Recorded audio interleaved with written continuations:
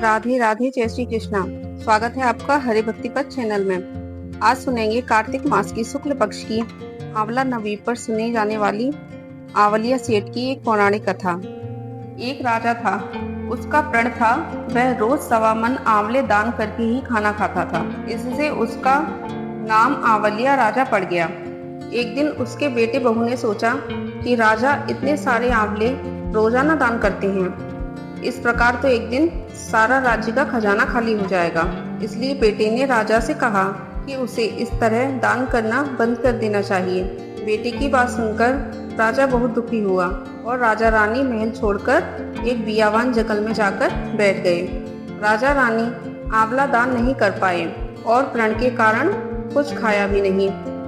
जब भूखे प्यासे 7 दिन हो गए तब भगवान ने सोचा, यदि मैंने इसका प्रण नहीं रखा और इसका सत नहीं रखा तो इसका विश्वास चला जाएगा। इसलिए भगवान ने जंगल में ही महल, राज्य और बाग बगीचे सब बना दिए और ढेरों आंवले के पेड़ लगा दिए। सुबह राजा रानी उठे तो देखा कि जंगल में उसके राज्य से भी 2 गुना राज्य बसा हुआ है। राजा रानी से कहने लगा, रानी देख कहते हैं सत मत छोड़ो, सूरमा सत छोड़ पथ जाए, सत की छोड़ी लक्ष्मी फिर मिलेगी आए। आओ नहा धोकर आंवले दान करें और भोजन करें। राजा रानी ने आंवले दान करके खाना खाया और खुशी खुशी जंगल में रहने लगे। उधर आंवला देवता का अपमान करने व माता पिता से बुरा व्यवहार करने के कारण बहू बेटे के बुरे दिन आ गए। राज्य दुश्मनों ने छीन लिया, दाने दाने के लिए मोहताज हो गए और काम ढूंढते हुए अपने पिताजी के ही राज्य में आ पहुँचे।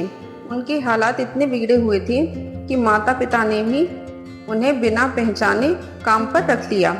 बेटे बहू सोच भी नहीं सकते थे कि उनके माता पिता इतने बड़े राज्य के मालिक हो सकते हैं, सो उन्होंने भी अपने माता पिता को नहीं पहचाना।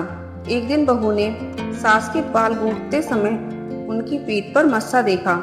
उसे यह सोचकर रोना आने लगा कि ऐसा मस्सा मेरी सास की भी था। हमने यह सोचकर उन्हें आंवले दान करने से रोका था कि हमारा धन नष्ट हो जाएगा और आज भी लोग न जाने कहाँ होंगे। यह सोचकर बहू को रोना आने लगा और आंसू टपक टपक कर सास की पीठ पर गिरने लगे। रानी ने तुरंत पलटकर देखा और पूछा कि तू क्यों रो रही है। उसने बताया कि आपकी पीठ जैसा मस्सा मेरी सास की पीठ पर भी था। हमने उन्हें आंवले दान करने से मना कर दिया था, इसलिए वे घर छोड़कर कहीं चले गए। तब रानी ने उन्हें पहचान लिया, सारा हाल पूछा और अपना हाल बताया। अपने बेटे बहू को समझाया कि दान करने से धन कभी नष्ट नहीं होता बल्कि बढ़ता है। बेटे बहू भी अब सुख के साथ राजा रानी के साथ रहने लगे।